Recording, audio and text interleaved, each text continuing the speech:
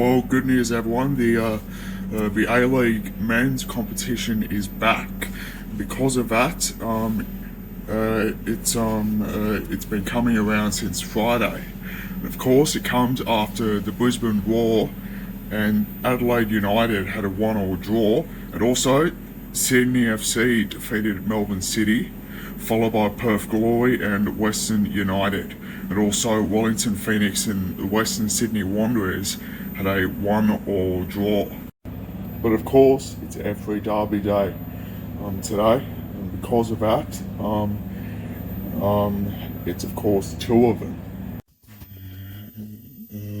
Now onto my tips of round 7 of the A-League, and of course it's Central Coast Mariners up against the Newcastle Jets up in Gosford today. And of course I've gone for Newcastle, and of course I'm hoping that the Jets can get the job done. And also I'm hoping that Newcastle can of course win the game. And of course I've gone for Macarthur FC to defeat Melbourne Victory. Well, that's about it for now.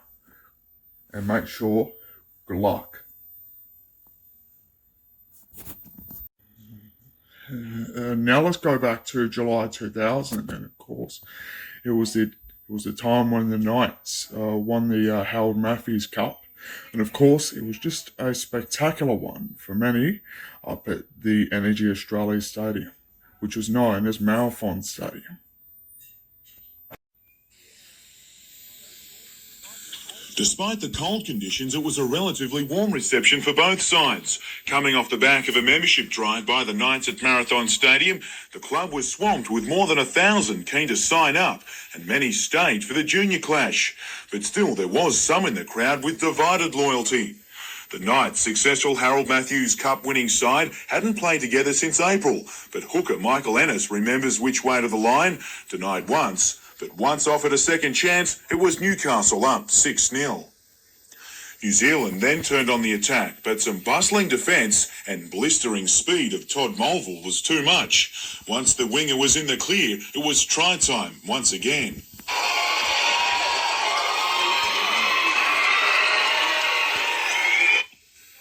He even offered his own answer to the Harker as Newcastle went to a 12-0 lead.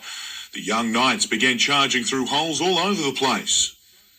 But so did the visitors. 5/8 Marcus Perinara crossing to get the Kiwis on the board. At half-time, it was 12-4.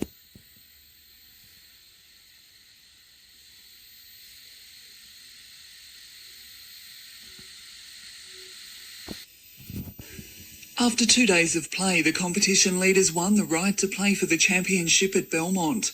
Overall leader James Nitties from Charlestown went into today's round 2 shots ahead of his nearest rival, Andrew Partridge from Muswellbrook. Leading the 17-year-old girls, Katie Yarrahout started out 3 shots ahead of Lauren Stensrad. Meanwhile, competition between the states will return later this year. The number 1 sports ground in Newcastle has traditionally played host to interstate rivalry, but last year meant an end to that era. We missed out on the match last year because there was some criticism of the wicket in particular, that there was a lack of bounce in the wicket, and last year the Newcastle City Council, with the support of some of the sporting bodies, spent a bit of money on the ground and upgraded the wicket square. And it seems to have been a worthwhile investment, with Western Australia and New South Wales due to play in front of a Newcastle crowd in December. But cricket fans will have more than they can take. The match will clash with the second test between Australia and the West Indies being played in Perth. Brooke Webster, NBN News. Last night's final training session was a low-key event. Tony Butterfield is back after a week of recovery and ready to test a troubled Cronulla outfit. We're relaxed and ready to go. After a big and painful match last weekend, Adam McDougall has also been given the all-clear. And while his knee injury means he's less than 100%, he's confident of continuing his recent form. We're just really relishing the opportunity to play at home again. You know, it's second last home game of the year. It's something we're very much looking forward to, and hopefully cement a place in the top 8 this weekend. The Sharks aren't so lucky. They'll go into tomorrow night's match missing a few regulars, including Andrew Eddinghausen, who injured his back during last week's clash with Auckland.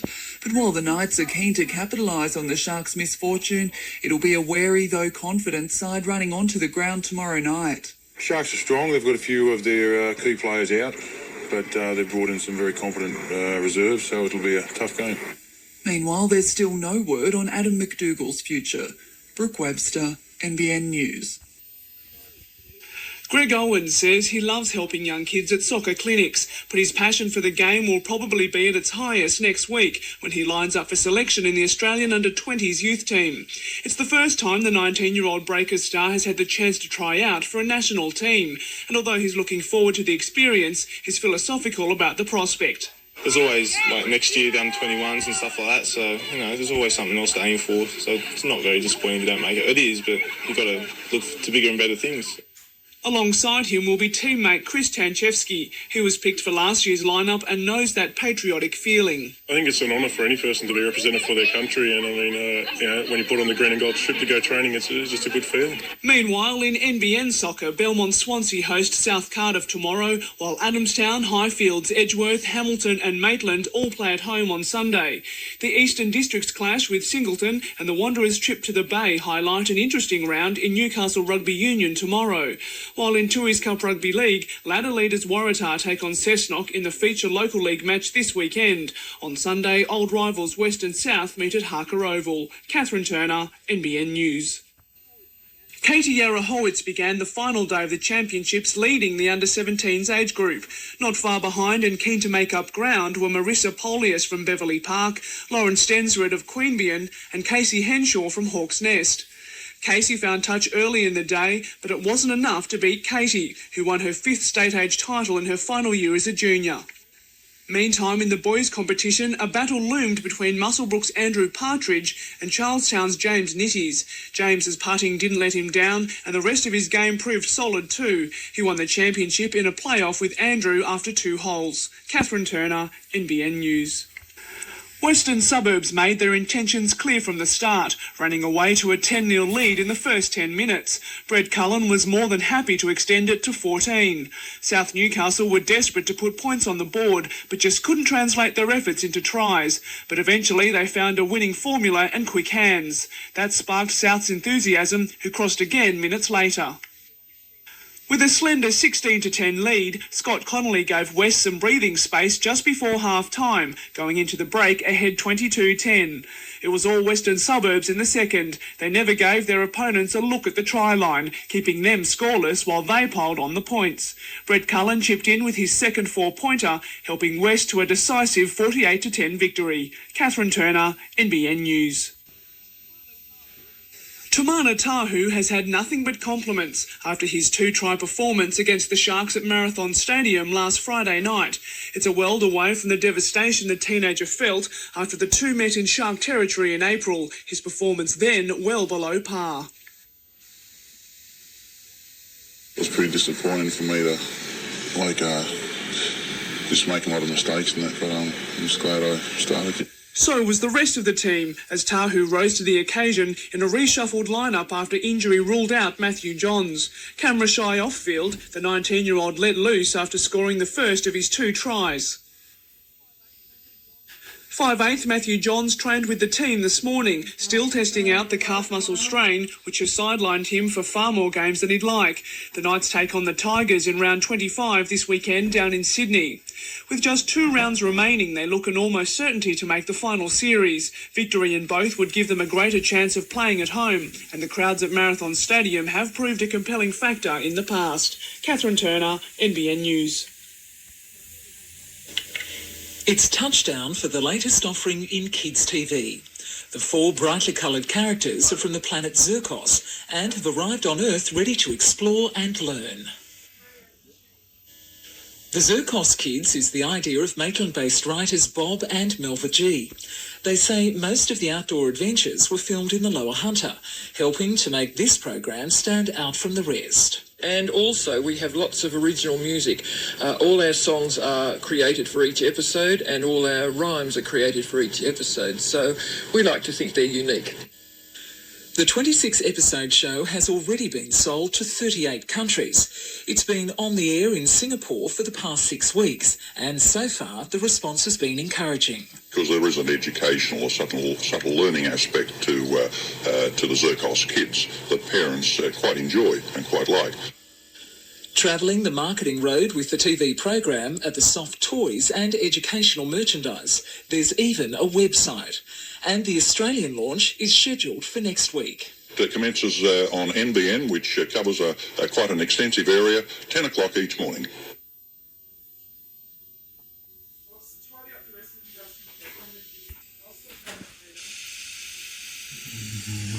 Knights fans were, of course, outside of the of their own stadium. People should make sure that they well and truly get their tickets in advance. They were outside of the Marathon Stadium just in time to get semi-final tickets. As the Knights go through into the semi-finals. Conklin McLeod, NBN News. Okay. Now here's a word from the Chief himself, Paul Harrigan.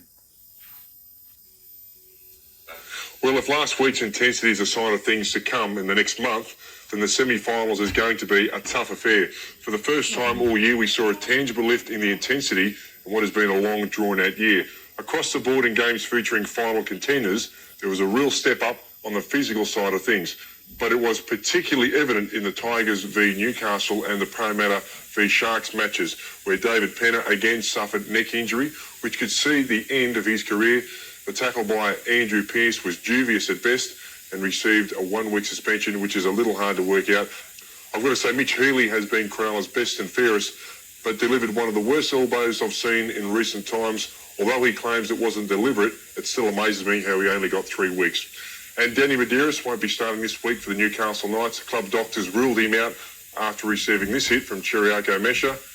Danny's disappointed to be missing out on the Knights' last home game, but's looking forward to playing in next week's semi-final. And the play of the week is from Hazim El Mazri, with a great little bit of footwork to stop Nathan Blacklock scoring this try. On to round 26 tips. Tonight's game between the Roosters and the Broncos will probably be the clash of the round, along with the Dragons-Eels confrontation. I think the Broncos will continue their terrific record and win at Sydney Football Stadium. The same goes for the Dragons, who also played the Sydney Football Stadium on Saturday. Storm to beat the Tigers. Raiders to great victory from their old coach Tim Sheens at the Cowboys' home ground. Warriors, Knights, Penrith to win their games. Good luck for your tips. Back to you, Rabs. Quarrabalong. Few can spell it, let alone say they've even been there. But inside this otherwise ordinary-looking tin shed on a property like most others in the area are 3 extraordinarily dedicated men. And like you'd find most days of the week, Mick Crampton is watching over his 2 sons, Jamie and Ben, all 3 preparing for the biggest fight night of their life. I'm probably worse than what they are, mate. But they don't suffer with nerves very much at all. They're pretty cool. Cool maybe, but this weekend the trio will land in a boxing heatwave that'll hit Phoenix, Arizona in America. The boys invited to fight in lead-up bout before the Costa Azul Cesar Chavez feature. And that's where we all dream of going, you know, it's all the big Tommies, you watch all the big fights, that's where they're at. And you only dream of going over there and hopefully trying to get a fight over there. So yeah, this is the start of things to come. That's certainly how brother Ben sees it as well. While Jamie shapes up against a Mexican, Ben will go toe-to-toe with a hometown boy, Dexter Williams. This is my life, this is what I want to do, and, you know, if I keep my head straight, and, you know, I'm confident going all the way. Don King's got Chavez, so he'll be watching, and, you know, we'll be televised all around the world, so I'm there to impress people. They're already doing that. Zew's promoter, Vlad Wharton, has included the pair in his stable of stars. He can see that them going all the way. He's got faith in them. And this is the start of some extra experience to get them on their way. Jim Callanan, NBN News. Back on home soil, Lee Sterry had hoped the dramas of who was running Newcastle's National Soccer League club would have been solved. I'm the ham and the sandwich and so are the players, and we haven't got a preference whether we work for John Palmer, Con Constantine or Donald Dugan. As it stands, property company True Blue is running the breakers, but is still to get the green light from Soccer Australia for the playing licence.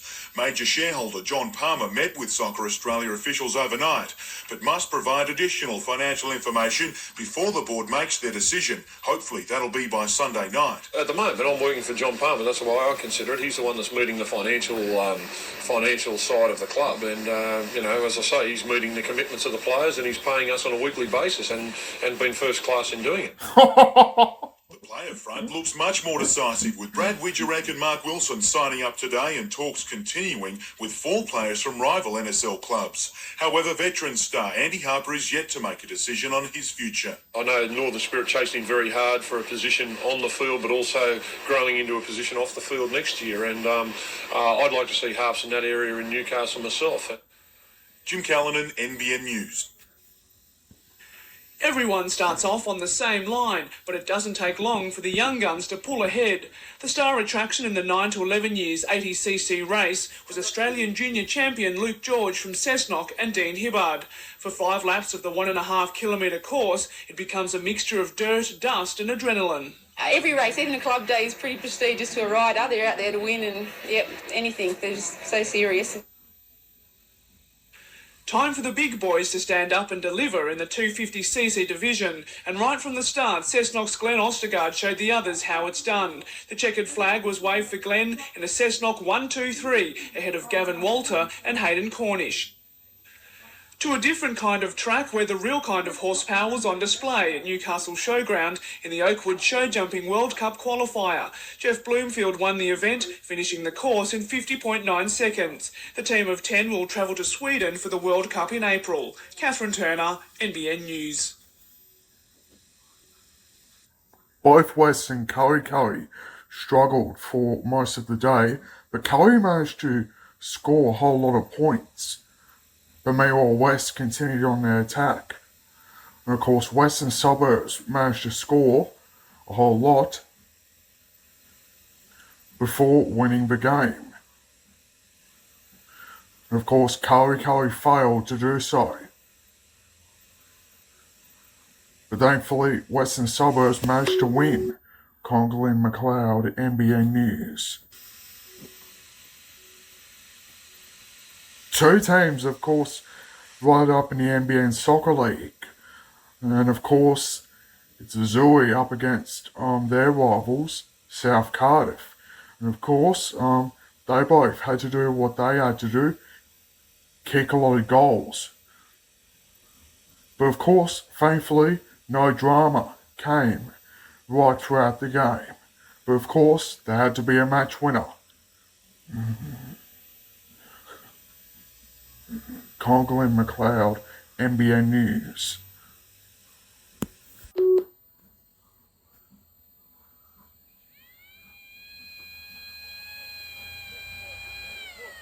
It's not quite the Melbourne Cup, or even in the same league, but punters who turn up for the Dr. Jerd's Jungle Juice Cup are always in for a unique racing experience. This year, the Cup received its biggest crowd, clearing the 6,000 people mark. Maybe it's the horses that attracted the crowds, or maybe the famous drink. They say if you've got the flu, you'll get over it in one day if you have a glass of this. It's very, very strong. But there were a few who came to see some riding. And somewhere on the track were the races. The traditional race is now so popular that it's become an unofficial half-day holiday. But in years to come, it may not be so unofficial. Today, and there's a very strong chance it'll be a half-day holiday here in the town next year for the Jungle Juice Cup. And to the main race of the day, Harley's tip was Shannon Magic.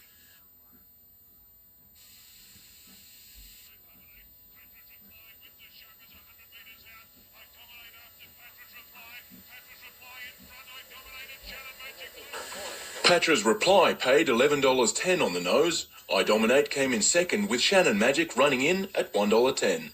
Adam Harper, NBN News. Now, here's the word from the chief himself, Paul Harrigan. It's a fine line for referees in today's game whether to send a player off or not. We certainly don't want referees sending players off left, right and centre, but it seems they're so used to going to the video referee or just placing a player on report that they actually find it tough to make their own decisions. Now, granted, it's a tremendously tough job, but out of 161 games this year, only 7 players have been sent off, and out of that, only 4 were actually suspended, compared to 48 players who were banned after being put on report during a game. Now, the judiciary's finding vindicate that those 48 players could have been sent off, particularly when the referee has a good view of the incident, like the ones concerning Adam McDougall.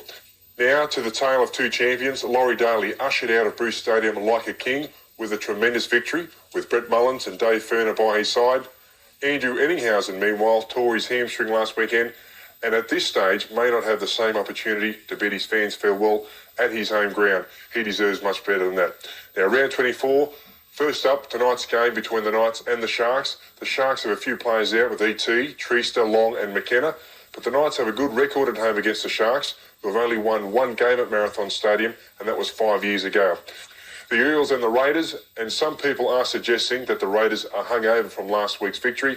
Parramatta is without Smith and Wagon, but have a good defensive record, and Canberra really do struggle to win away, but I've picked the Raiders. Here's my tips for the rest of the round. Warriors over the Cowboys, Storm over the Eagles, Broncos, Roosters and the Tigers to win their games. Good luck with your tips. Back to you, Rabs. It depends on who you talk to, but there's been plenty of reaction to the proposal tabled by the Northern New South Wales Soccer Federation to Soccer Australia at the weekend. The Federation say it was merely a plan to keep an NSL club in Newcastle should True Blue fail to meet Soccer Australia's criteria to run a club for next season. But the Breakers believe it's far more sinister than that and want the Federation to clear the air. We're just a little bit bewildered that if that's the case, because under the Constitution we know that Northern New South Wales is to support the incumbent national team in the competition. The outcome of a requested meeting between True Blue's major shareholder John Palmer and Soccer Australia on Thursday is now much anticipated. Yes, you're quite right. Yes, we are sweating on the meeting. It is frustrating. However, the soccer club simply continues to prepare for the coming season with gusto. Coach Lee Sterry has organised a new 14 pre-season championship that will involve the Northern Spirit, Sydney Olympic and Marconi. The round-robin style competition will be played at Breakers Stadium and Gosford's North Power Stadium. And while the coach has already had a busy off-season in recruiting players, he's used it to forge a partnership of a different kind. During his recent trip to America, the Breakers mentor tied the knot with his partner Dana.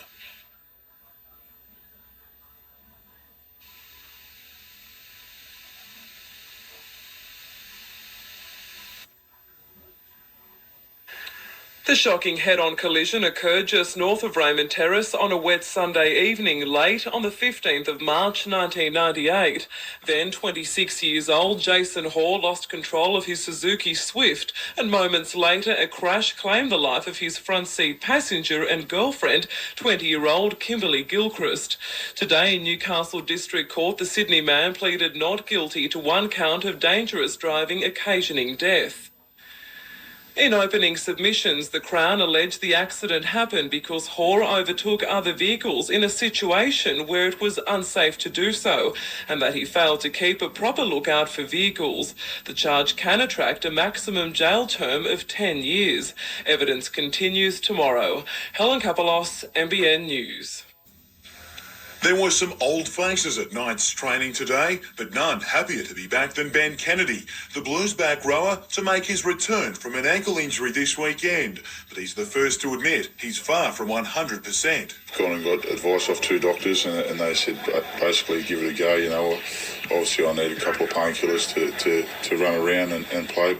Missing since the Origin series and with the finals fast approaching, Kennedy's assessment of his situation is as frank as his play. I would either sit on my ass and not play again this year or give it a go. So, you know, I'd rather be out there giving it a go. And give it a go he will, albeit in First Division against Western Suburbs. A far cry from the heady heights of State of Origin, which was the last time he played. I just hope to get through the game and I'll be very happy. And he'll have fair company in the game. Former Blues winger Darren Albert back in the lower grade lineup as well. As for first grade, neither Mark Hughes nor Matt Parsons trained today due to illness, but both are considered certain starters for Sunday's match against the Tigers. Jim Callanan, NBN News. The new law seems simple enough to screen new employees and volunteers to make sure people with a history of child sex offences don't get a chance to work with children in sporting groups. However, exercising the new laws means sporting clubs must work out just who is a prohibited person. If they don't ask people if they're a prohibited person and something happens, then they can actually be fined. While an independent body will screen potential employees free of charge, clubs are responsible for volunteers. What committees really need to do is to sit down and develop a protocol so that they can define who a volunteer is and make a concerted effort to approach those people and seek the declarations. Seminars are being held throughout the Hunter to help sporting bodies understand what their obligations are and the right way to implement the new policies. Things like this, you really do need to make sure that that is protected, and the way to do it is to maybe isolate one person on the committee to whom the information goes to. Again, there are penalties under this Act and normal privacy laws if that information gets out. The next seminar will be held in Singleton on Thursday night, but sporting groups can contact the Department of Sport and Recreation for more information. Jim Callanan, NBN News. You couldn't fault All Saints in the stands or on court. Dave Larkman was on fire in the opening exchanges and helped his side open a small lead. But John Paul College wasn't about to go down without a fight. The Coffs Harbour players chanced their arm in an effort to keep in the hunt. However, it was always going to be hard to down the defending champions. As the lead threatened to blow out late in the match, John Paul rallied, catching the Maitland side out on the fast break more than once. All Saints simply too strong in the end, wrapping up its second successive title in the division, winning 54-45.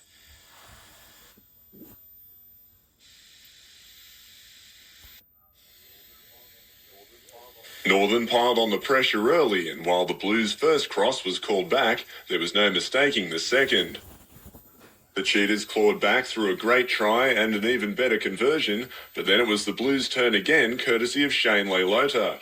The seesawing continued, Steve Story bagging 6 to put Waratah in front 12-10.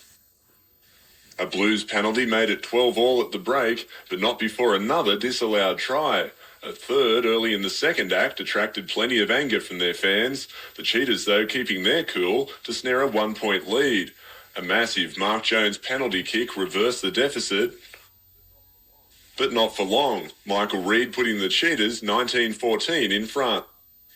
After consecutive sets of 6, the Blues finally found a gap, Mark Jones needing this kick to put his side in front with a few minutes remaining.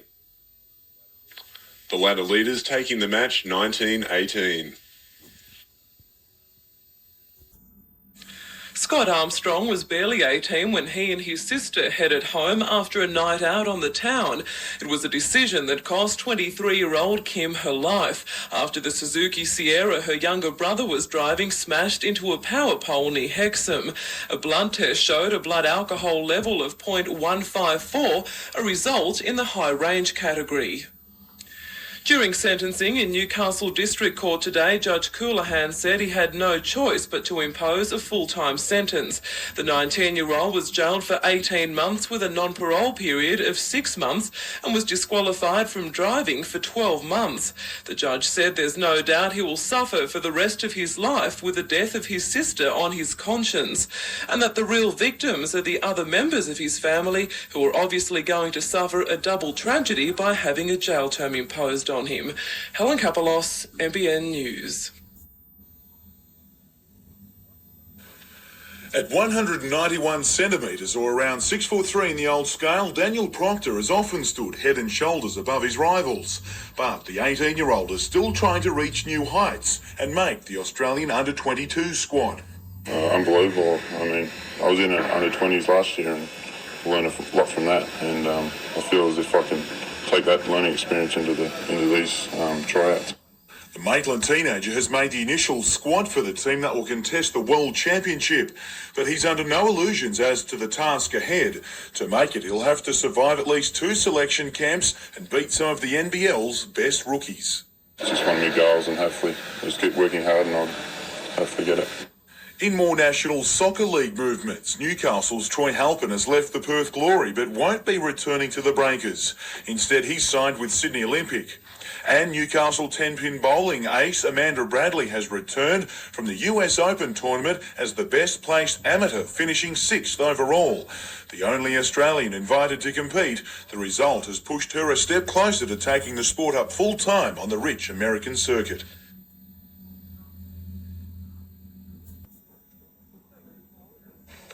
Jason Hoare and his girlfriend were heading home to Sydney after a party in Brisbane in March 1998 when the Suzuki Sierra he was driving was involved in a shocking head-on collision just north of Raymond Terrace.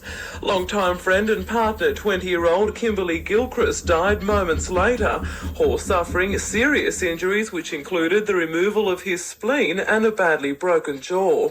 Taking the stand during a district court trial in Newcastle this week, the 28-year-old Balmain man said he had no memory of the actual accident at the time and even now after more than 2 years. During closing arguments, the defence case relied on the notion that Hoare thought he was driving on a dual southbound lane, which failed to display a detour sign that caused the road to go in both directions.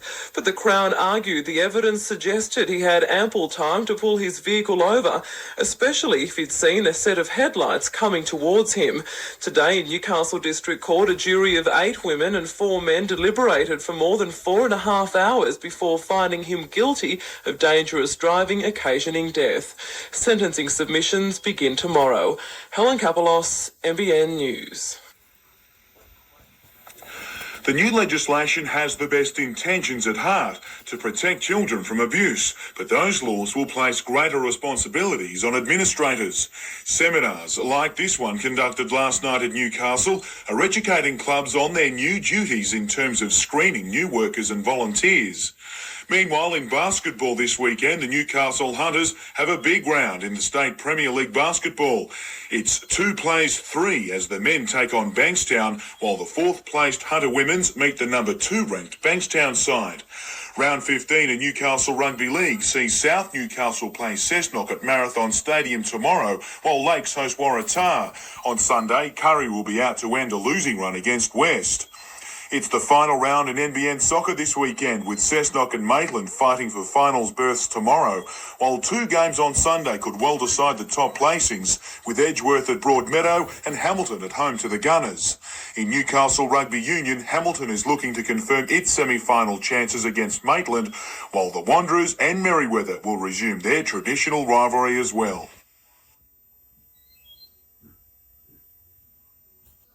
A penalty gave South Newcastle opening points at Marathon Stadium, but Cessnock made the first real mark on the scoreboard, Rod Blaine barging over. The Goannas then tried the old footy up the jumper trick, but it wasn't necessary, South practically handing them the next try.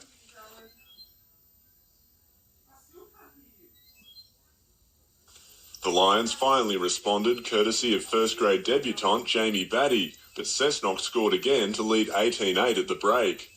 South scored early in the second, but the Goannas replied once more to lead 22-12. Then, just when the game looked over, the Lions notched 2 quick tries to level the scoreline. An upset looked imminent, but the Goannas aren't second on the ladder for nothing. A penalty kick put them in front, a try sealing a 28-22 win.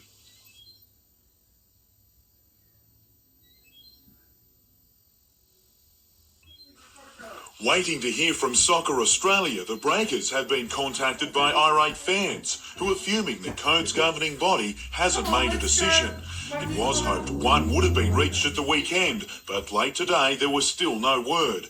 Supporters phoned and emailed club CEO Maurice McAllister, saying they'll demonstrate in Sydney to vent their frustration if things continue to drag on. Meanwhile, the Breakers have released Robbie Angievski and Luke Tomic from the club after 1 season. In NBN Soccer League, Edgeworth has taken the minor premiership after beating Broadmeadow 2-1 in the final game of the regular season. The Eagles finished level with Hamilton on 53 points, but a superior goal difference got them the number 1 spot on the ladder. That gives Edgeworth next weekend off, with Maitland and Broadmeadow to play the elimination semi and Hamilton taking on Cessnock in the qualifying round.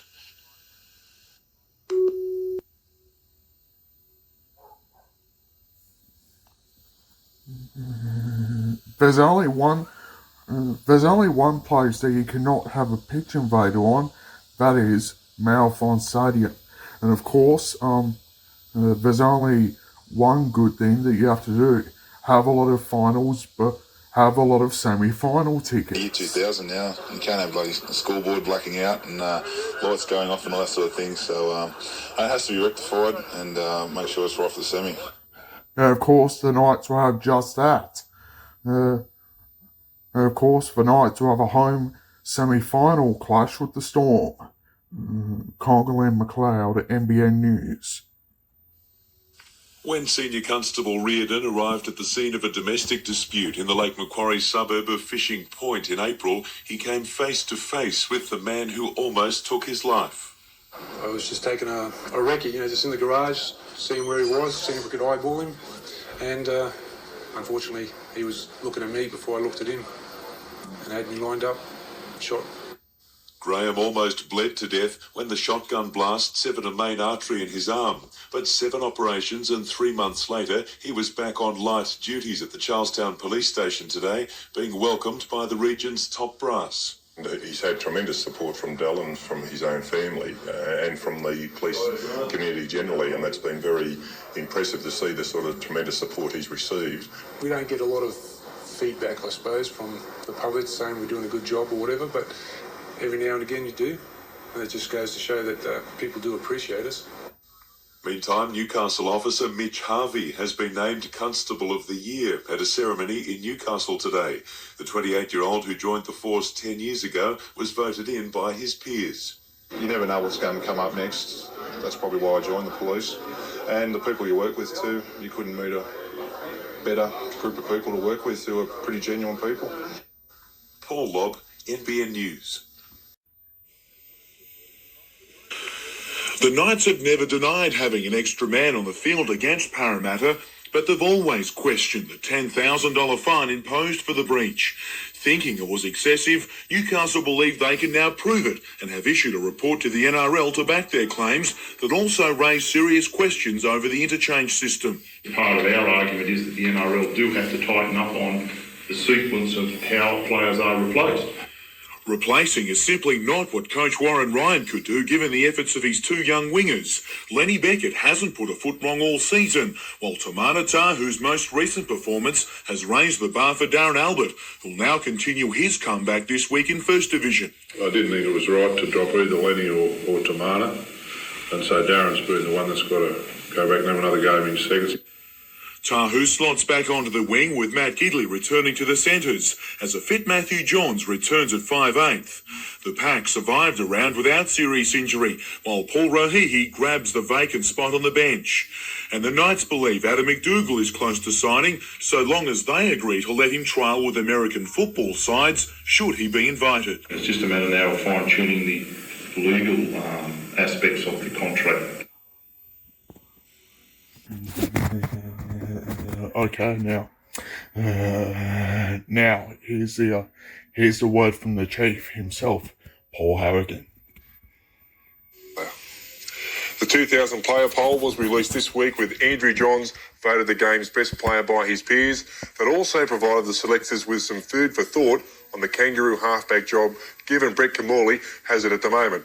But the poll also revealed some other interesting results, with Trent Barrett thought to be the game's next superstar. No surprise that Gordon Tallis won a string of awards, including the hardest hitter, hardest to tackle, and the number 1 guy not to pick in a fight. Craig Wing was voted the most overrated player, with Rodney Howe just behind him. The Broncos picked up plenty of accolades. Among those, Wayne Bennett voted best coach, while the West Tigers' Terry Hill chalked up another first place as the game's best sledger. And as for grounds are concerned, Campbelltown and Marathon were voted the worst to play on. One of the issues the players felt strongly about was that South Sydney should be allowed back into the NRL. The courts will ultimately decide on that one in the near future. Now to Players of the Week, and Tamana Tahu puts one under the black dot and then one over it.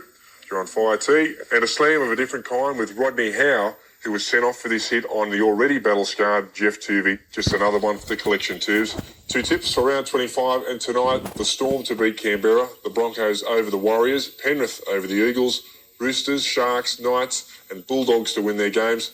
Good luck for your tips. Back to you, Rabs. While it's fancy footwear for Andrew Johns, older brother Matthew is just happy to be back running it all after a calf muscle tear has hindered him for the last month. I had a little bit of treatment for yesterday's session. I come through it great, and it feels even better today. In other good news for the Knights, Matt Parsons and Mark Hughes have shrugged off the effects of a throat infection and will play. The centre extra keen to mark up on Terry Hill, who he shared a running battle with the last time the teams met. Definitely looking forward to getting out there against this side again, and I'm sure it'll be another good battle with Terry Hill. He's a good competitor and a good player. Hill gave Hughes a hell of a time in the first round encounter, and while the young Knight got the better of his Tigers rival in that match, he expects Hill to be on his case once again on Sunday. Yeah, he certainly is a fierce competitor, and he'll be on his home ground this week, and I'm sure he'll be pumped up for the game. All the action is live on NBN on Sunday from 2:30. When police spotted this stolen blue Commodore at Barnsley, west of Newcastle this morning, 3 boys inside fled into bushland, losing part of a disguise along the way and leaving money drawers and cash registers behind. A massive search of the suburb and surrounding bushland began, with officers checking through homes and backyards. The helicopter guided patrols towards possible hiding places like this abandoned car and an isolated tin shed. But phone calls to police from residents in the area eventually allowed the dragnet to close in on this farmhouse where 2 boys were cornered with the help of the police dog. They were taken to Toronto Police Station to be interviewed about 5 armed robberies and as many suburbs in the past 36 hours. We received numerous reports from the public in relation to where these persons may be, and without their assistance we may well not have ended up with this excellent result. Another boy remains at large. Paul Lobb, NBN News. The last few years have been tough for workers at Rio Tinto's Hunter operations, with protests over pay and conditions, some of the most memorable in history. Today, a new page was written as 220 workers from the Mount Thorley open cut accepted a new collective agreement with the company, giving them better pay and conditions and 3 years job security. A deal thrashed out by unions and management over 2 years.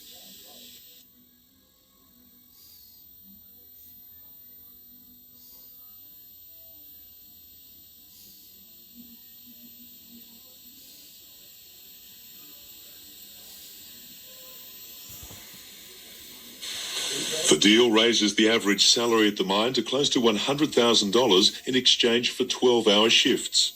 I wouldn't do this if it wasn't going to make the mine more profitable, and part of making the mine more profitable is jobs become more secure as a follow-on impact of that. So I think it's going to be good for the employees as well. I'm all for it. Yeah? Why's that? Well, it's going to help everybody. It gives the guys who work there a bit more security. News of the deal has sparked a strike by 170 workers at Rio Tinto's Howick mine, but the union is confident another deal can be struck there as well. I guess that now allows us to get on and rebuild a relationship and perhaps use today's agreement at Mount Thorley as a platform to work to reaching an agreement at the other Howick and Hunter Valley mines. Paul Lobb, NBN News. In almost every corner of Hunter wine country at the moment, there's construction underway.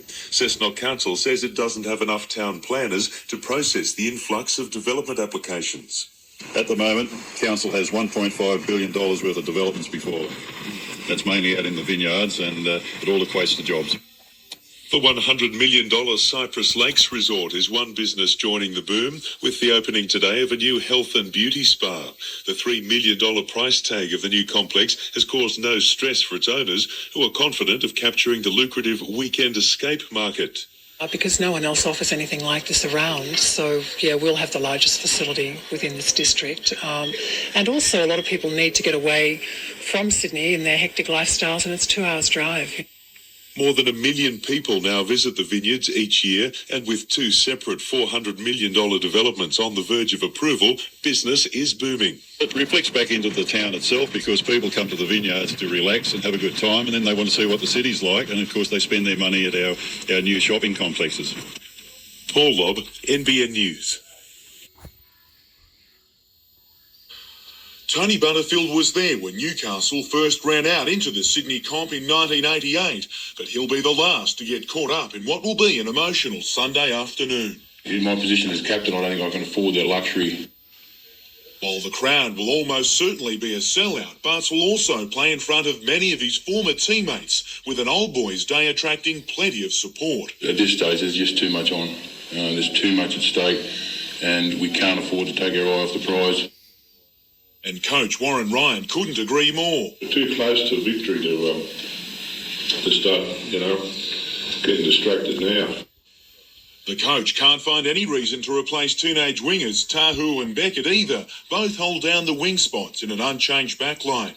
But with Danny Badeiras out, a reshuffled forward pack sees Sean Rudder move to hooker, Matt Parsons starting, along with Ben Kennedy, who's battling an ankle injury with pain-killing injections to play. Once the effects of the cortisones wear off and that later in the week, you'll have a fair idea where he's going. So by Friday, you'll know. As for the ultimate send-off, Barts is known for an age how he'd like to leave the game for good. What kid doesn't dream about holding the trophy aloft at the end of the year? But fairy tales rarely happen. There'd be few fans who couldn't wish for a better farewell either. Jim Callanan, NBN News. Snow White and the Seven Dwarfs is Walt Disney's oldest fully animated feature-length cartoon, dating back to 1937. And today it still pulls the crowds, with the added help of stage tricks. Lots of things happen before the audience eyes.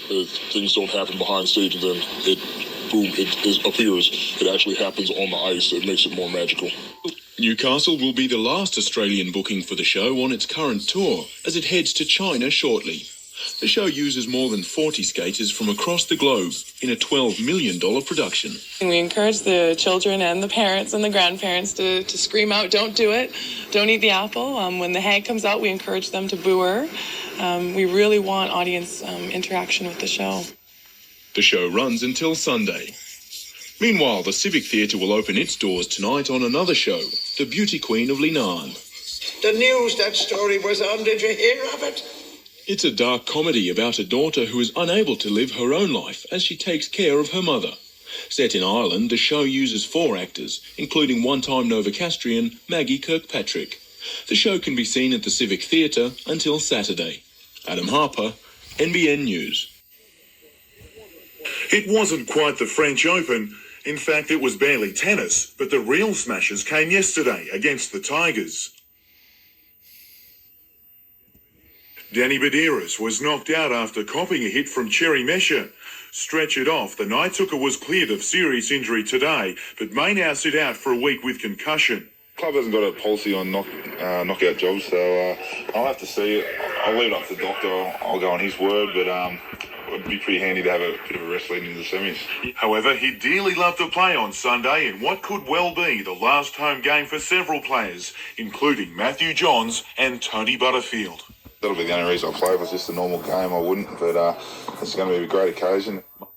Tamana Tahu is making every match one to remember these days. Another double at the weekend saw the teenage winger equal Darren Albert's club record of 18 tries for a season. I wouldn't mind just getting one more try. Then, says the modest winger, he'd be happy to see Albert, who scored 3 tries in First Division, make his way back.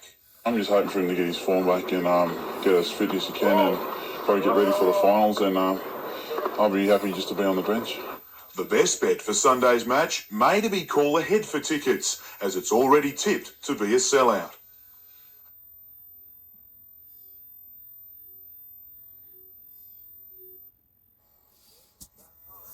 Back home, barely 24 hours, and Sandy Knight was back on court, hitting up with her coach Ken Ray today.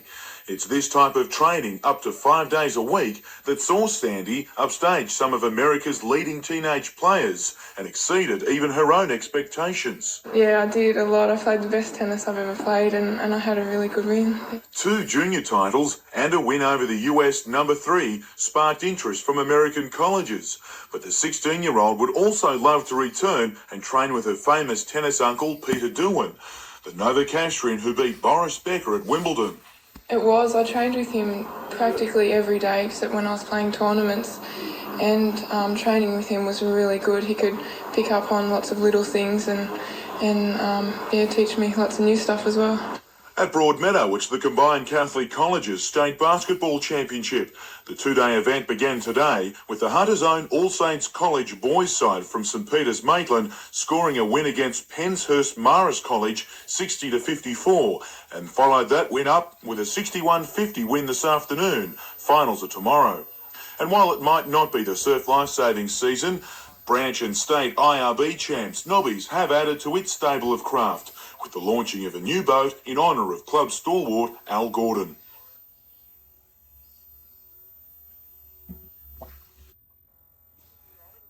"20-year-old Amanda Stewart had just returned to her Burragul home yesterday morning when she was confronted by a startling sight. Her best friend was in the same home she shared with her 31-year-old fiancé, but unfortunately in the same bed. According to police evidence, she then flew into an uncontrollable fit of rage, grabbing a kitchen knife and stabbing her best friend in the hand. It was also claimed that her fiancé was the victim of an attack, claiming she threw a knife at him which just missed him. The 19-year-old victim from Cardiff South suffered nerve damage to her hand, but was later released from hospital. The attack was described in tendered evidence today, police alleging Stewart forced her best friend up against the wall while threatening to kill her and slit her throat. During her brief appearance in Newcastle local court today, Stewart, who was charged with attempted murder and assault, was refused bail. The court was told she'd never been in trouble before and that upon her release she was going to live with her stepfather in Bolton Point. The case has been adjourned for mention next week. Helen Kapelos, NBN News. When shopkeeper Bruce Tuckerman discovered a man stealing the day's takings from the back room of his news agency last November, a scuffle broke out. Customers Nicole Edney and Carl Trindorfer helped Bruce capture the man and his accomplice, who were both armed with blood-filled syringes. Today they received special certificates. To see members of the public becoming involved instead of just standing there and watching, I'm very, very happy. It's, I think it was the Newcastle spirit coming out. Officers were presented with long service medals and certificates for exceptional police work, among them Senior Constable Peter Keegan. Later in the day, the New South Wales Police Association came to the aid of Officer Keegan's family, donating a special growth guidance chair for 2-year-old Aidan, who lives with cerebral palsy. The $8,000 chair had to be imported from the United States. Paul Lobb, NBN News. Newcastle's car parking situation is a less than ideal one to potential shoppers and residents. If it's not being able to find one, then it's the cost. But despite the problems, the Lord Mayor says a new study offers solutions that will attract all residents, even those who prefer the easy parking of shopping centres. I think since we've had the new meters and all of that has settled down, parking is not the issue that it was. And we need to be very careful that we don't upset the balance. According to the study, which cost almost $50,000, raising council car parking fees will encourage businesses to do the same and then invest in parking stations because they'll have the revenue to do it. Another suggestion is introducing more parking meters in 1-hour parking zones. Really, putting up the prices isn't the way to go. We should be finding more space. And according to the City Centre Committee, it's the all-day parkers, for example, those people that park outside their workplace each day, that represent the real problem, a problem which could be costing the city a potential $2.5 million in sales each year. Council will again debate the study next Tuesday night before it goes on public display. Helen Kapelos, NBN News. Daniel McBreen has been pivotal to Edgeworth's success in the NBN Soccer League. With 23 goals for the season, he's the competition's highest scorer. A lot of people just say it's natural ability. I'm a very confident person. I'm not one that's shy and retiring, so I like to get out there and mix it up and see what happens. His team is just one game away from a grand final berth. But next year, look out for the talented 23-year-old wearing a different shirt in a different competition, the colours of the Newcastle Breakers. McBreen has just signed up for 1 year. I'm going to have to step it up a fair bit from now on, training and carrying on, stuff like that. Have to cut down and going out a bit, I've been told, but it shouldn't be a problem there. So yeah, it's definitely going to be a step up. He'll begin training with the Breakers within a few weeks. That team hit the field for their first pre-season training run last night. From next Monday, there'll be another new face, Anthony Surgeon, previously from this year's NSL Premiers, the Wollongong Wolves. Catherine Turner, NBN News. Shelley Andrews had every right to be optimistic about playing hockey at the Olympics in front of her home crowd. The talented striker has spent the past 18 months recovering from an injury to her right knee. But in the cruelest twist, Shelley has now damaged her other knee, forcing her to abandon her Sydney Olympic dream. I'd finished the training session. I couldn't even walk up the stairs without pain. And then when I got home, I actually fell up the stairs because the left knee gave away. At 28, retirement is a possibility for Shelley. She says she has more than enough achievements and memories from the game. I've got a gold medal from Olympic Games, World Cup, Commonwealth Games and 6 Champions Trophy gold medals, so I've probably got more out of it than I actually thought that I would. Shelley will now help her other teammates prepare for Olympic selection.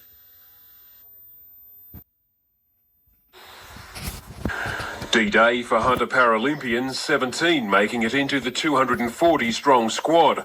Among them, Toronto's Kahi Peru, who's destined for big things after recently smashing his own national powerlifting record. Young sprinter and former junior Paralympian of the Year Heath Francis of Wallsend has made the athletic squad along with Terrigal's Andrew Newell, while Newcastle's Gemma Dashwood heads up a squad of 6 swimmers from the Hunter and Central Coast.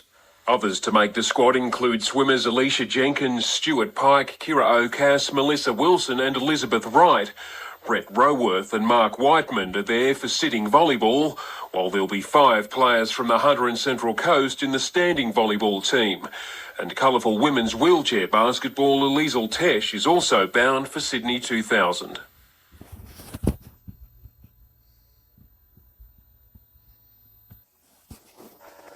When the Breakers missed a semi-final berth last season, few felt it harder than Andy Roberts. And one of the club's favourite sons had that in mind when he signed on for another 2 years today. I mean, we've kept the nucleus of the side from last year and we really have unfinished business. We want to take that next level, next step up and reach the top 6. But to play, the club still needs the approval from Soccer Australia. And while that's now thought a formality, no one can be sure. John Palmer sent some documents down that they're very happy with, and as far as I know, it could be any tick of the clock. But, again, I've been hearing that for 2 weeks, so, it's pretty frustrating. Meanwhile, former youth coach Bob Newmov will join Sterry in the senior team as the skills coach and full-time development officer. To schoolboy action, and Belmont High in the blue has moved a step closer to the quarterfinals of the Bill Turner Cup. Belmont proved too good for St Edward's College Gosford today at North Lakes Oval. The game going into extra time after the scores were locked at 1-1. Belmont eventually won the penalty shootout and will now take on Epping in Sydney next week. Cessnock High, though, not as lucky, going down to Port Macquarie 6-1.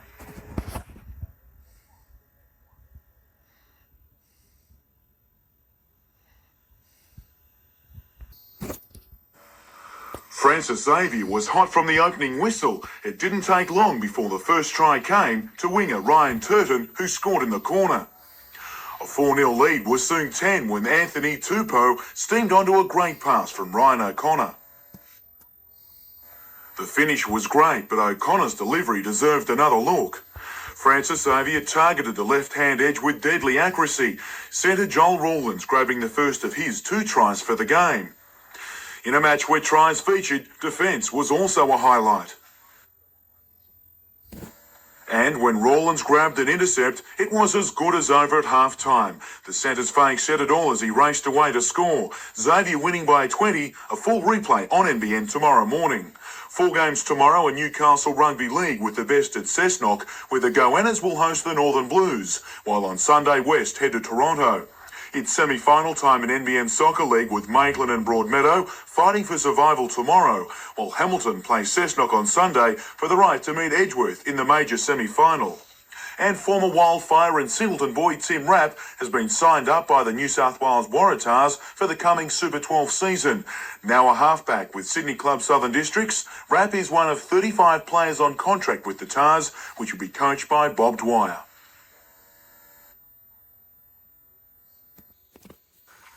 1982 was the last time Maitland played in a senior semi-final, and by the way the team started, it was like they were making up for lost time. The Magpies were just as desperate in defence. Even when the keeper was beaten, the goal line was never broken. Teenager Grant Page wasn't even born when his club was last in the playoffs, but his control, turn and left-foot strike had the home side up 1-0. Shane Dodds had his mind on a second, but his header was just too high. Broadmeadow had the better of the last few minutes of the opening stanza, but no magic finishes, just great saves. The second half started like the first ended, with Maitland not giving the visitors a chance.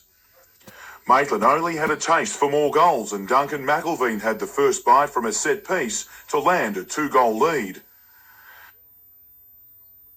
Out for 7 weeks with a hamstring injury, striker Steve Lorenz struck as well after a horrible mix-up at the back for Broadmeadow.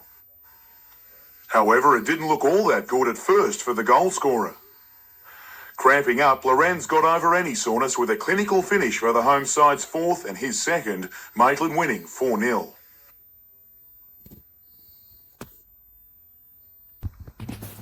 The finals of the first ever Black Diamond AFL for 2000 kicked off underway today. Of course, it was Terrigal Avoca who were up first. And of course, they were right up against Newcastle City. And also, Terrigal Avoca won the match. And of course, they'll meet Cardiff next week. Conklin McLeod, NBN News. With the job at hand, a win against the Bulldogs, carried out successfully, it was time for some goodbyes. Joined by his son Isaac, Knights captain Tony Butterfield began the walk around the ground he ran out on in the very first Knights team back in 1988. And around 26,000 fans stood and cheered as one to say thanks and farewell. As the sun sets on Butsy's playing days, Matthew Johns heads to new horizons in England next season, but not without being honoured by fans as well. It was farewell too for Peter Shields and Dave Fairley, but this was a day for two of Newcastle's favourites. Accompanied by the team, both were thanked by former playing mates and coaches. But after 231 games in the red and blue, the last of the originals had the final say.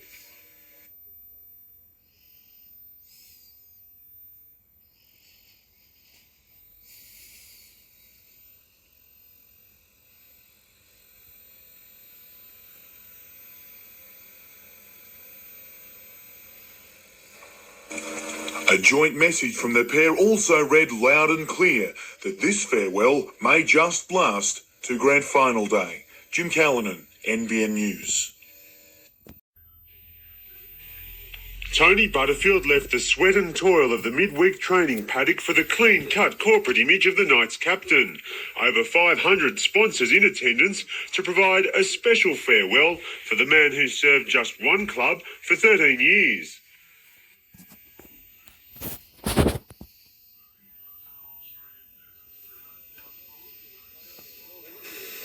Plenty of players and well-wishers appreciated the thanks, but the chief was just getting itchy feet.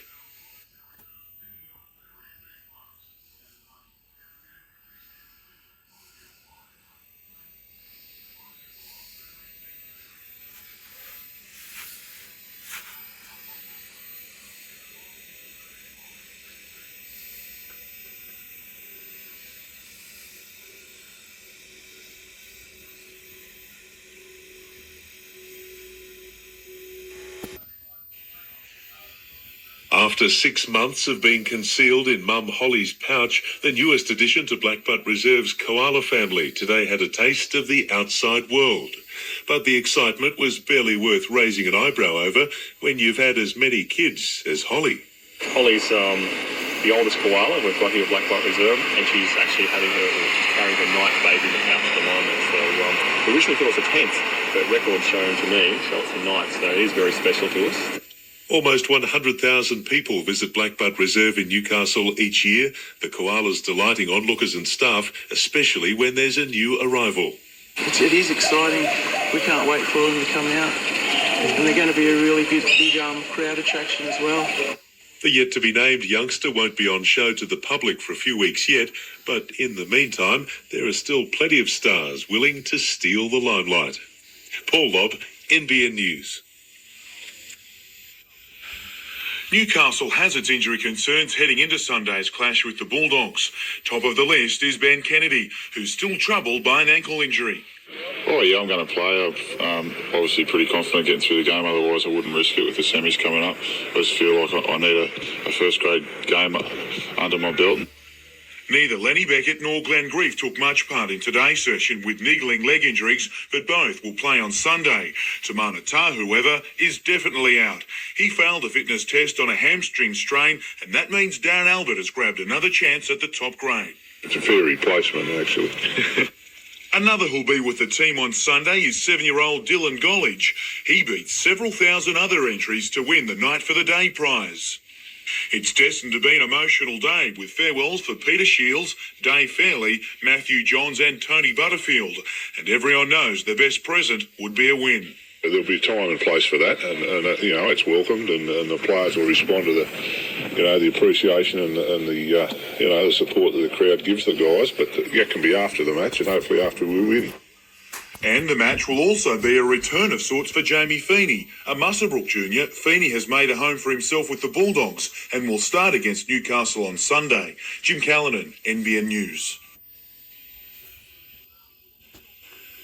It was Cessnock's first semi-final since the 60s, but striker Tony Bauer saw less than 2 minutes of it, injuring his leg in this challenge with keeper Liam Baker. The Hornets showed some sting in attack, but most of the first half was spent defending, with some great work at the back to keep the home side out. And with Peter Oberhauer on song with the gloves, life was tough for Olympic strikers. His opposite, however, opened the door for the visitors when a clearance went horribly wrong in front of goal just before half-time. Sean Anderson went for the quick free kick, but when the dust settled, the Hornets were given another shot from in front. Darren Allen stepped up, his drilling strike pierced through, and it was 1-0 at the break.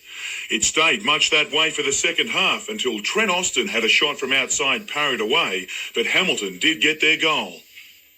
1-1 is how it stayed, and when extra time still couldn't find a winner, it was a penalty shootout. Cessnock snuck home 3-2 and will now play Edgeworth in the major semi-final next weekend. And it's Matthew Johns, and this time another grubber kick. It was an emotional one for Knights fans, with Tony Butterfield and Matthew Johns saying goodbye. And of course, because of that, Butterfield's retiring, and of course, Matthew Johns is off to Wigan as part of the Super League. And of course, the words "see you next week" is of course part of an upcoming game of the first week of the finals. Conklin McLeod, NBN News.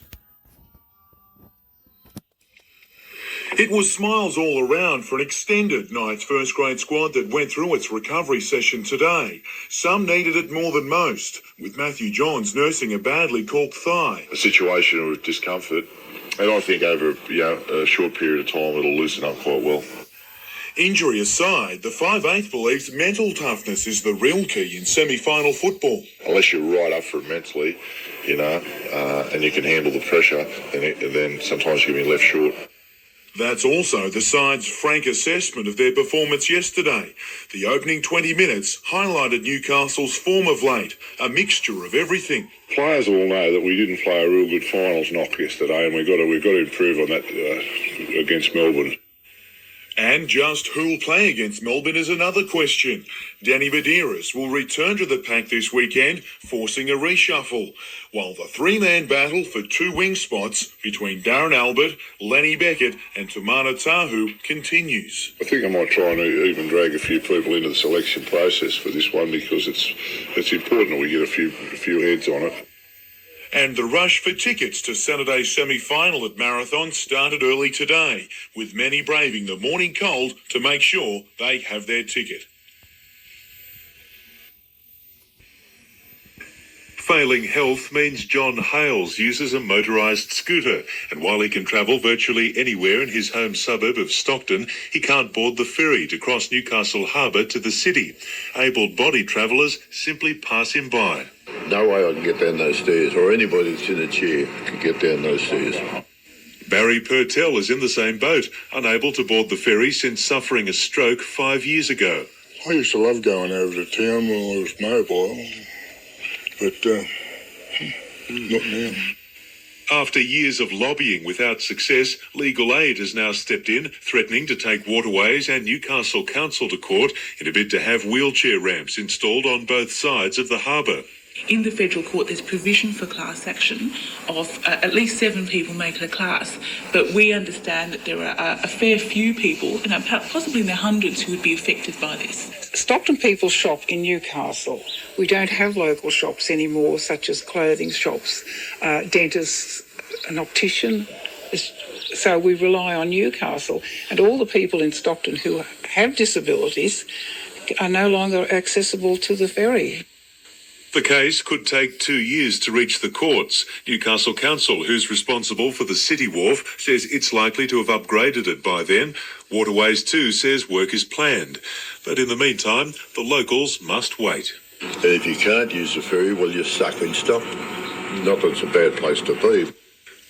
Paul Lobb, NBN News.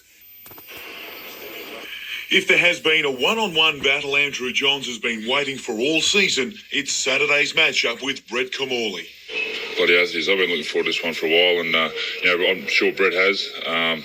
There's that rivalry there. There's a lot of respect for each other, and I think everyone turns up Saturday night, they'll see a good clash. What they won't see is prop Glenn Grief or winger Lenny Beckett, the 2 unlucky Knights missing selection. I think everybody just felt for the 2 guys that missed out. It was just a real, you just can't fit 19 into 17 jumpers. A 4-man selection panel is being used, and it's decided on Darren Albert and Tamana Tahu as the wingers. The pack is full of experience too, with Sean Rudder back to the bench as hooker Danny Badiris makes a timely return, according to the coach. I just said, you don't realise how much you miss someone until they're not there. As for injuries, Matthew Johns is thought to be the only real concern ahead of Saturday. Matt's the only one at the moment. He's confident, so that helps me a lot. He said that I'm a lot better today than I was yesterday. BK's getting better by the minute. And the team feel they're better for the run on a packed marathon stadium as well. The atmosphere last week was like it was semi-final, and I think we didn't probably handle the occasion as well as we could have, so we've sort of learned from that a little bit. And around 18,000 general admission tickets go on sale tomorrow, but they're not expected to last long.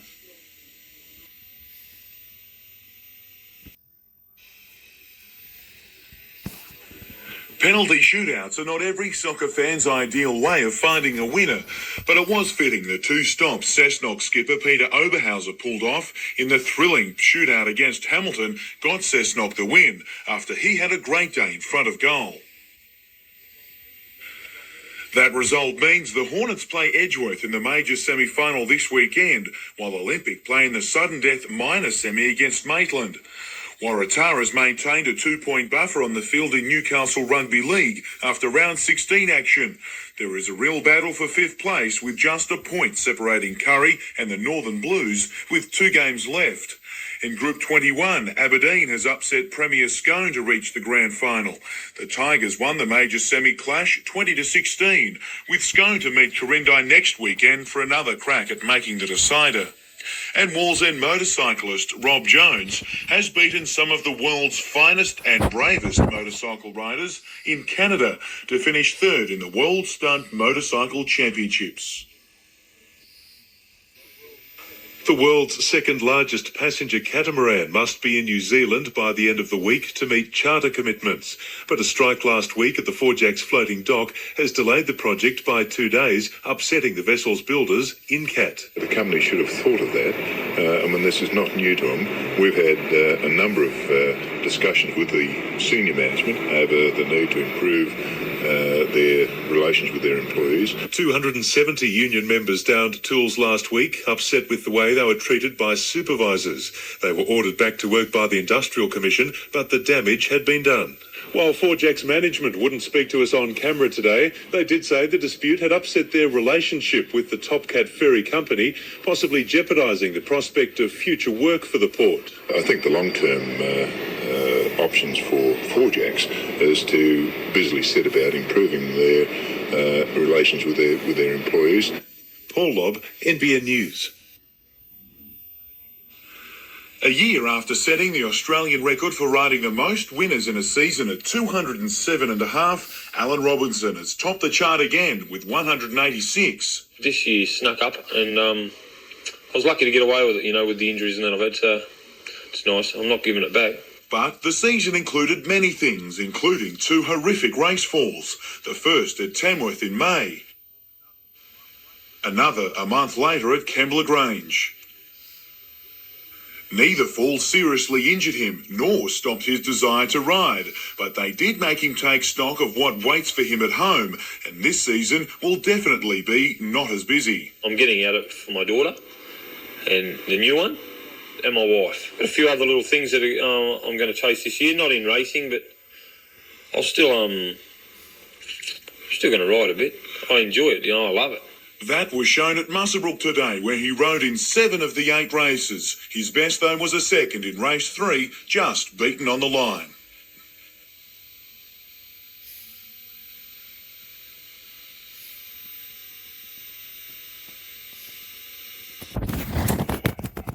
Okay. Now now for a quick word on the finals. Here's what the chief, Paul Harrigan, has to say about it. Well, there's been so much confusion around ticket sales for the first week of the semi-finals. The season ticket holders of the individual clubs unable to retain their seats in the grandstands for the respected home semis, trouble actually getting any tickets, price confusion at Ticketek. It makes you think that the NRL have to come up with another option, or even staging all the semis at Stadium Australia to eliminate these problems. At least everyone's assured of getting a seat, the prices are fixed, and there'll be no more lineups. The double-header semi-final weekends have been a major success in the past, and to the players, it only increases the semi-final atmosphere. Dally M's on Tuesday night, and Trent Barrett got the vote as the game's best, with Kamali and Johns close behind him. A couple of weeks ago, Barrett was voted in the players poll as the league's most up-and-coming star, and really boosted his chances for World Cup selection at the end of the year. West Tigers have had a big week. John Hupplewadi cited for a record 10 offences. West Tigers are taking more time to put their case together before they go to the judiciary. And the news that has left the rugby league world spellbound is that Wayne Pearce has pulled out of the coaching job next year. People have been guessing why he's standing down after a very successful year of coaching. He's put it down to personal reasons, and I think that should be good enough for everyone to accept. Well, here's my tips for the start of the final series. If Canberra and Penrith were playing at a neutral ground, I would pick Penrith. They've been in good form and have no real injury worries. But you throw Bruce Stadium into the equation, and it's just about impossible to separate the two teams. Now, Newcastle and Melbourne at Marathon Stadium, always a powerful tool for the Storm players, is the ex-Newcastle guys coming back. They've got an extra bit of motivation playing against their old club. But the Knights have no injury worries for the first time in weeks.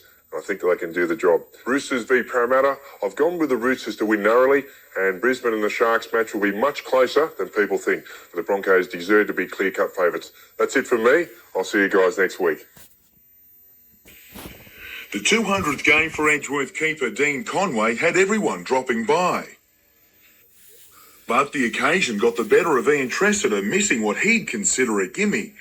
Craig Beckett and Les Chappell collected each other. But after a neat Tressida pass, Wayne Bailey spun to hit home the first goal of the day. Faould Umlil almost doubled the lead with a shot of his own, went oh so close. But the second came from a goalmouth scramble. Again, Tressida was involved, but it was Bailey finishing again to bag a double. 2-0 down, Cessnock had the perfect opportunity to peg back the deficit a short time later, but the chance went begging with Conway cleaning up the scraps. When a pinpoint corner found Bailey in open space, the Eagles striker had his third, and the home side was up 3-0 and virtually assured of a grand final berth. Cessnock rarely threatened after half-time, while new breaker signing Daniel McBreen made an impact when he came on for Edgeworth, scoring in the dying minutes to wrap it up 4-0.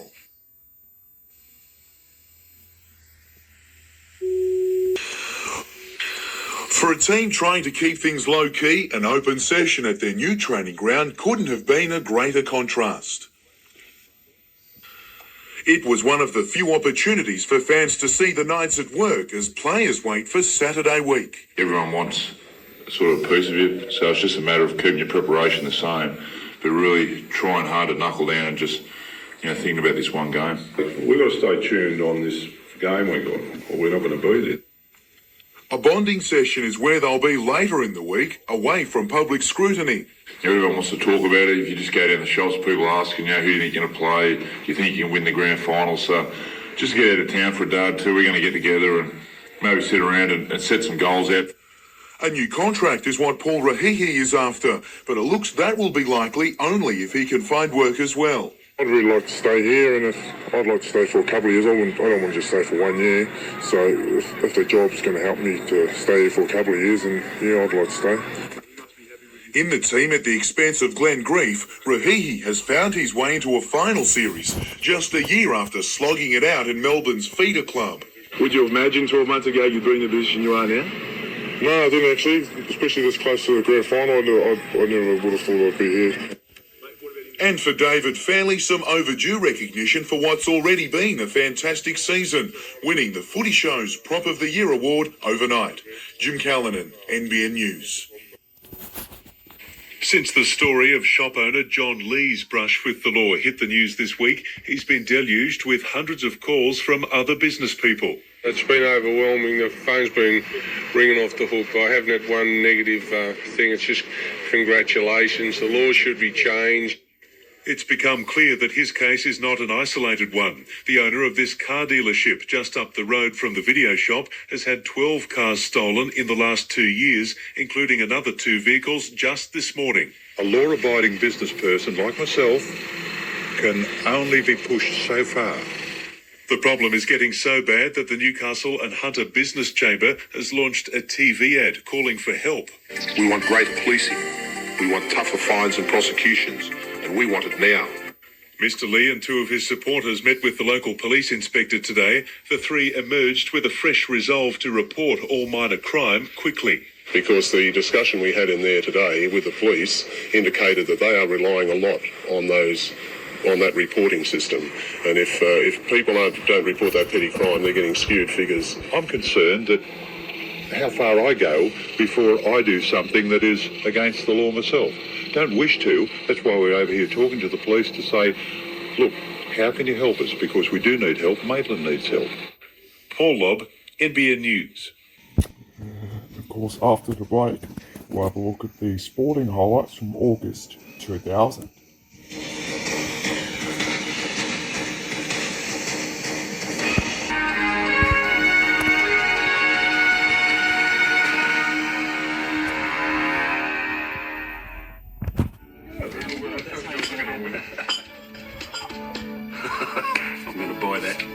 Into big business now, are we? Nope, I'm quite happy with the small business I own, Louise. Who are you banking with now, Bob? Newcastle Permanent. No, I mean your company banking. Yeah, we're with the firm. Didn't know they did business banking. Well, they have done for quite some time now, Dad. Oh, good move. That's mine. Thank you. Your business is in good hands with Newcastle Permanent. They're our building society. Wake up in the morning, gotta get